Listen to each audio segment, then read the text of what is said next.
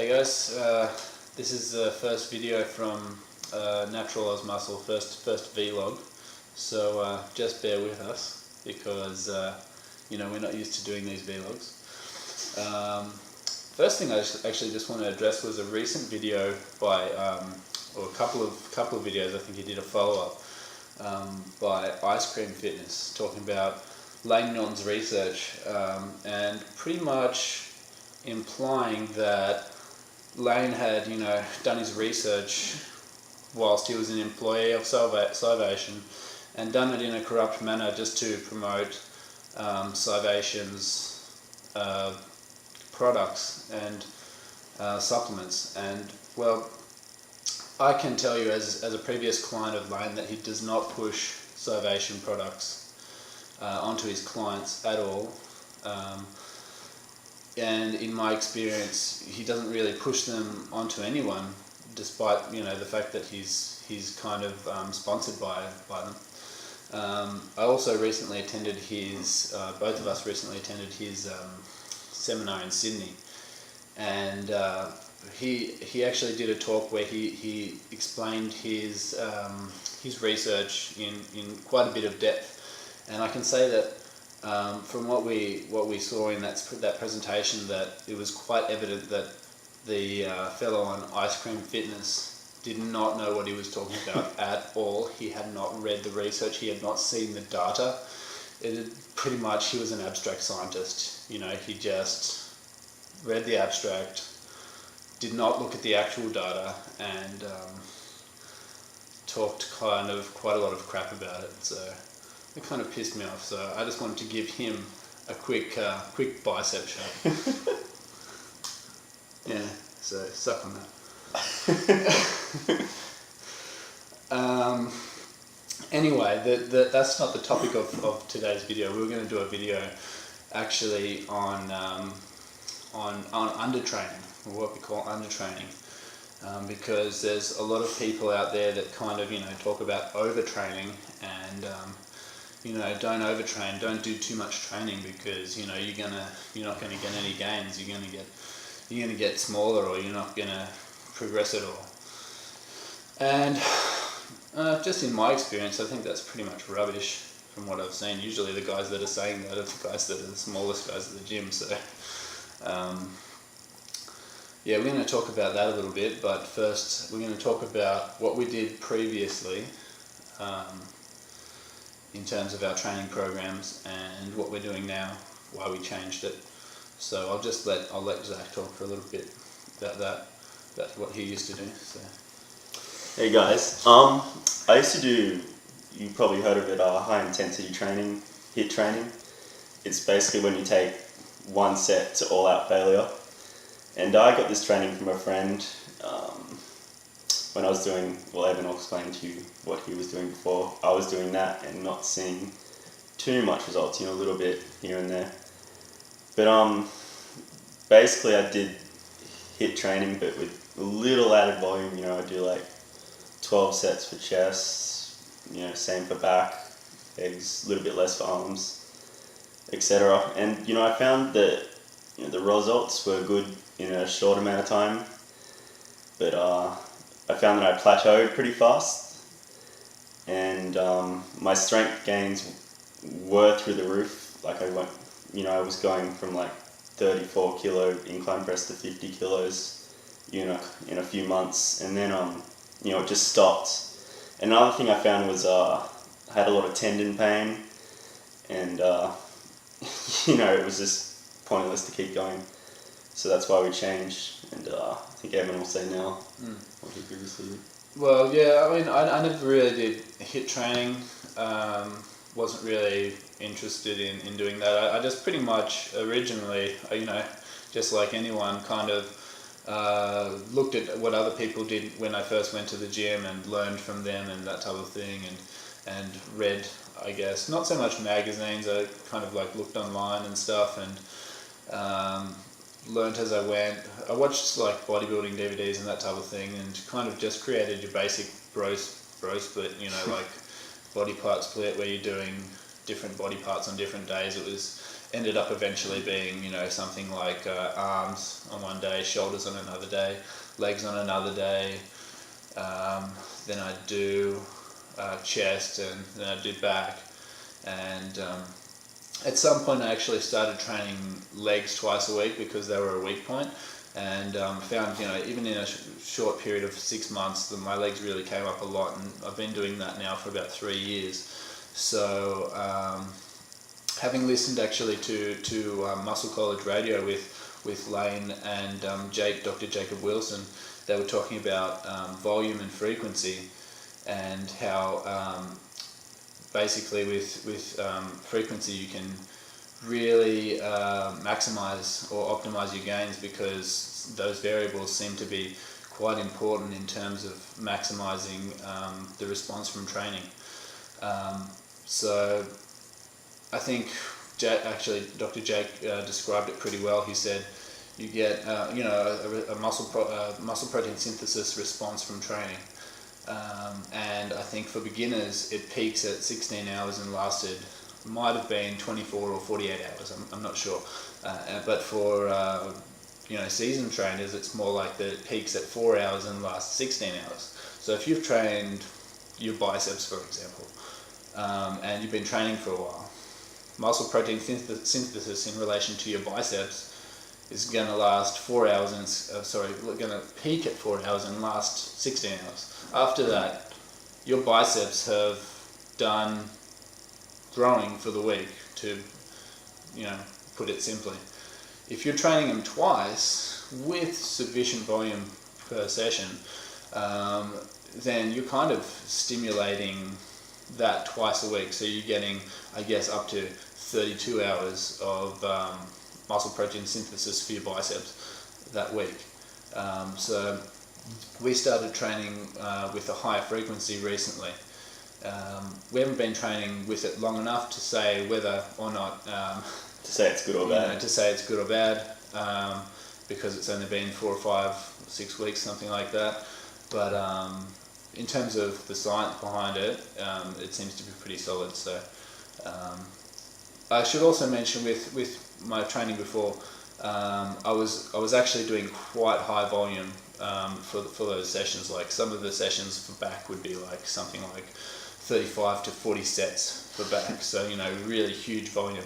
And I did actually get a really good response out of that, and it kind of just shows how much of an important variable I think volume is for training. But you can, as I said, you can split it up between sessions and kind of get that cumulative effect from frequency as well. Just like to add to Evan's previous training, when I started training with him, we were doing, I think it was arms, and I was used to doing the usual, like 8 or 9 sets per muscle, biceps, triceps.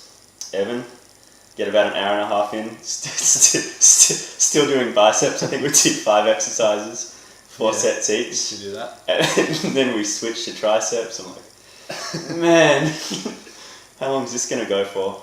And yeah, it was a 3-hour arm workout.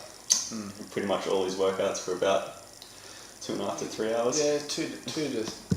Yeah, stretching it to be 3 hours, but probably 2 hours at minimum. But the volume did work well. But what we're doing now is we did a lot of looking into doing periodized training, because we didn't really want to just keep doing going into the gym every time and just smashing ourselves and then hoping for the best. We want to be a little bit more efficient and intelligent about it, and so we actually started looking at some videos online, some articles and stuff. We came across some of 3DMJ's stuff where Alberto Nunez was explaining conjugate periodization. He uses an LPP, a lower push-pull split, where he was training pretty much each body part twice a week. And we like the look of that. Zach's actually doing that type of split at the moment. We customized it with our own exercises, that would suit us for ourselves. But so he's doing that. Do you want to talk about that? Yeah, I'm just it's a lower push-pull cycle. So the way me and Evan periodized, we both periodized the same. We're doing we have a light day, a medium day, another medium day, and a heavy day. So the light day will be anywhere from 10 to 15 reps, the moderate day 6 to 10, and the heavy days 3 to 5. Yeah.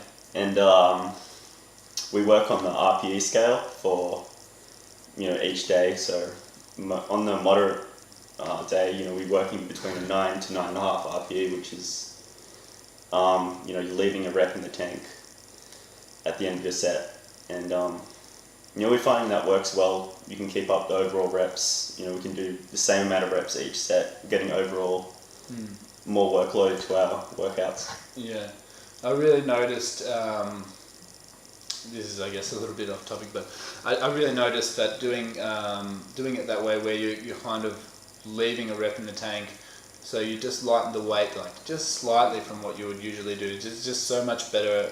It's so much better in terms of control of the weight. You really feel like you're getting a good muscle contraction, whereas if you were just going to failure with absolutely as heavy as you can go, sometimes you kind of say you're doing a dumbbell chest press, you might really start to use your shoulders a lot just so that you can get the weight up. But where you're doing it in this way, I think you're putting less stress on your joints because you're really just getting a good contraction in the right muscles, because you're really controlling it well. But you're still getting that if you're doing like a heavy day where you're doing 3 to 5, you're still getting the benefits of doing that heavy training. It's just that you're not destroying yourself in the process. Whereas then you can go to failure on your lighter days, where it's not going to be so destructive to you in terms of your recovery and in terms of nervous system. Your nervous system and joints and stuff like that. I'm really enjoying it so far, and we haven't got much to say on results as of yet, as we said before, but I think we're definitely noticing some minor improvements in progress in the gym and in our physiques. I think everyone's saying his chest is getting a bit bigger. I think I've definitely noticed around my shoulders and arms a lot. Yeah. Oh yeah. Okay. Anyway, we're back. Just had a bit of a mental blank, so couldn't really think of the next thing that I had in mind to say. Which was, I feel like every week that I'm doing this type of training, I mean, it does take a little bit to get used to, especially the first couple of weeks. I felt like every week I'm doing 2 weeks worth of training within that 1 week. But we'll see what happens. As we said, we don't have enough information to in terms of our own development yet, because we've only been doing it for a short time. But the science behind it, it's looking good. We'll see what happens. So anyway, I guess that kind of brings us to in terms of talking about undertraining, because this is just a term I don't know if this term already exists. I just made it up. Yeah, made it up recently because as I said before, a lot of people talk about overtraining and how don't do more than 9 sets for biceps. Don't do it, otherwise your biceps won't grow. You're overtraining, man. Like, you're just not going to get any gains in your biceps if you do more than 9 sets, which is, complete rubbish. So as Zach said, I was doing like, up to 20 sets for biceps sometimes, and I mean, I'll be honest, my biceps are probably like a genetic strong point for me, but my arms are 19 inches, and we haven't talked about this, but I'm a natural bodybuilder, so I don't think that's really very common amongst most people to have 19-inch arms, especially. I haven't really seen anyone doing 9 sets for biceps that have 19-inch arms. But I won't keep going on about that. How big are your arms again? 19 inches, mate. But anyway, I kind of think that people really over-dramatize overtraining. And I know that I've seen videos where people have kind of spoken about this before, so I want to kind of, I guess, look at the other side and talk about undertraining. And I would say undertraining, I would define that. My definition of undertraining is where you're doing a certain amount of work in terms of volume and frequency, and you're really not seeing any appreciable gains from doing that. Now, I mean, of course, there are multiple factors that affect your gains. There's nutrition, so if you're not in a caloric surplus, you're probably not going to be seeing any gains. Exercise selection. Exercise selection is going to be important. If you're just going in there and doing pec deck for chest only, you're probably not going to be seeing many gains in your chest. There's technique. If you're going in there and you're bench pressing and you're not actually using your chest much and you're just pushing with your shoulders and triceps, your chest probably isn't going to be developing either. Also, intensity is one. People might not just be training intensely enough. Going in and doing that's one that we see a lot. Workout. If you're going in there and having a chat for 15 minutes between sets, which we see a lot, in our gym. Sometimes. Might happen to us. Yeah, you might. We actually call it getting caught in a tornado. There's a couple of tornadoes that are whizzing around, and basically they're people that talk for a long time, and I'm sure that some of you guys have experienced that, where you're trying to train in the gym, somebody comes up and talks to you, and 20 minutes later you still haven't done another set, and you kind of lost your pump, and your workouts were just ruined. Start again. Have to start bodybuilding all over again. So watch out for those tornadoes. Those tornadoes, yeah. I kind of went off topic there. Fucking tornadoes. So exercise in intensity. Yeah, that's obviously another important one. So pretty much, if you've got a poorly designed training program in terms of those things, and if your nutrition's not on point, if you've got crap nutrition and crap training, you're not going to make any gains. But assuming those things are okay, everything's on point, everything's okay, then we're looking at kind of load in terms of volume, frequency, right? So if you're not doing enough work, and you're not doing enough work frequently enough, then you might not be getting gains, or you might not be getting optimal gains. So that's kind of what my idea of undertraining is, and I think there's a lot of people out there, because they're so scared of this term overtraining, that they're not, or maybe maybe they're just a little bit lazy and they just kind of want to go in, or maybe they're, I don't know, in some cases maybe they're just time poor and they want to get a quick workout in. And that's okay. If you don't only have a certain amount of time to work out, then you might go in there for half an hour and just do the best you can. But if you're not training with enough volume frequently enough, you might be undertraining. And you find you might be undertraining. Just add a set here and there. You might want to change your training. Maybe go to twice a week body part training. Try something out. Exactly. I mean, we're not saying that you have to go and double your training volume. It's not. We're also not saying you have to go do 20 sets for biceps. We're not saying that. And actually, I don't do that anymore. But maybe over a week, I might do around 20 sets. That might be about right. But we're definitely not saying go out and do anything drastic. This is the same thing I did when as I was increasing my volume. I'd just add an exercise just for a couple of sets, and or maybe eventually I might have, instead of doing 3 sets, I might have done 4 sets of everything. So it's just adding a little bit so that you can really adapt over time to the increased volume or increased intensity and so on. Anything you want to say about that? If you look at people, I don't know, if you look at Olympic weightlifters, I don't know if you guys heard of that powerlifting program called Smolov, where you're squatting up to 4 times a week.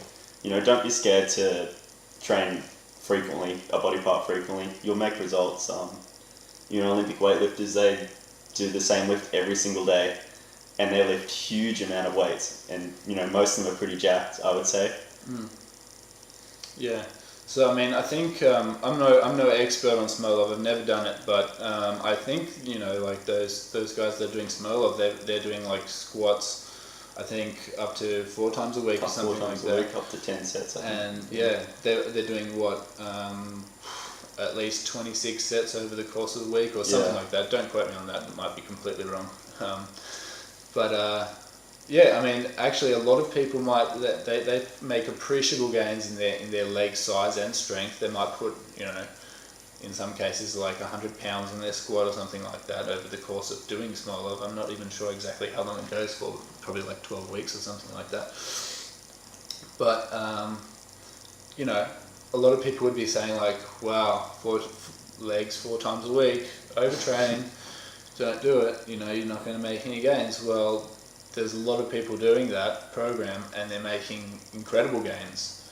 So I guess those people are wrong that are saying that, and not everybody should be doing Smolov, like that's an advanced program for advanced lifters. Yeah. But like beginners and intermediates should not be doing. If you can still make linear progression, don't do it. Don't do Smolov. Yeah. The other thing that I should have mentioned before is that when I said we were talking about adding sets in and so on, it's going to be different for everyone. A beginner is probably going to be doing low volume and low frequency, and they're going to make good gains. They'll make good gains, whatever no matter what, whatever. Yeah.